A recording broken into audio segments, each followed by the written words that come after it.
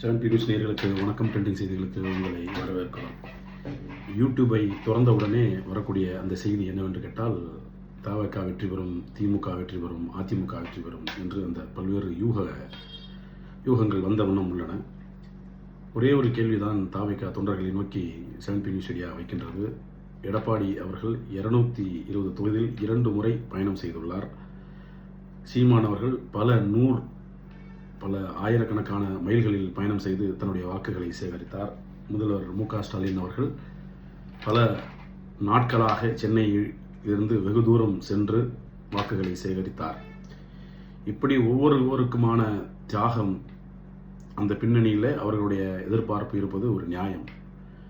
நீங்கள் இதுவரை 25 கூட்டங்களை ரத்து செய்துவிட்டு எந்த பெரிய உழைப்பும் போடாமல் குறைந்த உழைப்பிலே அதிக லாபம் எடுக்க வேண்டும் என்பதற்காக இந்த சோசியல் மீடியாவை பயன்படுத்துவதில் என்ன நியாயம் உள்ளது என்பதை உங்களோடு சேர்ந்து நாங்களும் கேட்கின்றோம்.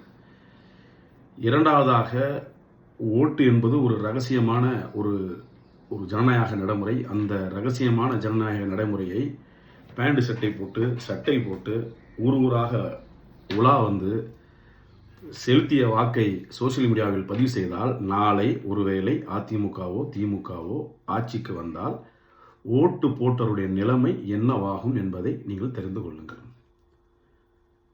ஆக மொத்தம் விஜய் ஒருவேளை 234 தொகுதிகளிலும் வெற்றி பெற்றாலும் ஒரு தவறான அரசியல் கலாச்சாரத்தை உருவாக்குகிறார் என்பதில் எந்த ஒரு மாற்று கருத்தும் இல்லை.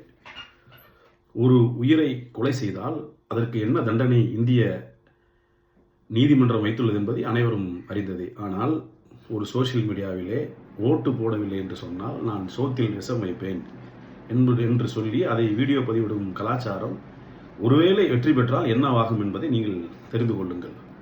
ஒரே ஒரு கட்சி களத்திலே பணியாற்றாமல் யூடியூபிலும் இன்ஸ்டாவிலும் அரசியல் பண்ண கட்சி தவேக மட்டும்தான். இந்த நாட்டில் ஏற்கனவே நோட்டை பேன் செய்த மோடி அவர்கள் இருக்கின்றார்கள். ஒரே ஒரு காலை மோடி நினைத்தார், யூடியூப் பேன் ஹே அப்படின்னு ஒரே ஒரு செய்தி வந்தால் தவேகாவுடைய நிலைமை என்னவாகும் என்பதை சிந்தித்துக் கொள்ளுங்கள்.